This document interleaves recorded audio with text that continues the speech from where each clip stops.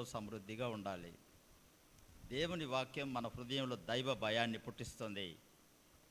పవిత్రమైన జీవితాన్ని మనలో దేవుని మాటలు కలిగిస్తాయి.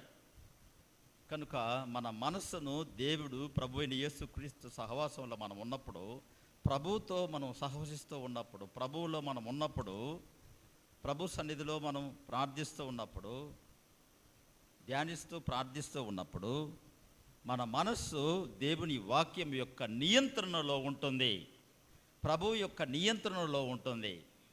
కనుక దేవుని వాక్యం చేత, ప్రార్థనా జీవితం చేత, దైవ భయం చేత, ప్రభువులో సరిగా జీవించుట చేత మన మనస్సును మనం స్వాధీనపరచుకోవాలి. తన మనస్సును స్వాధీనపరచుకునేవాడు శ్రేష్ఠుడు.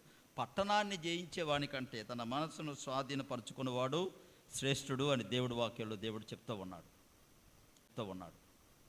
కొలస్సీ పత్రిక 3వ అధ్యాయం 2వ వచనంలో భూ సంబంధమైన వాటి మీద మనస్సు పెట్టుకోకండి అని చెప్తున్నాడు దేవుడు. భూ సంబంధమైన వాటి మీద మనస్సుంచకండి.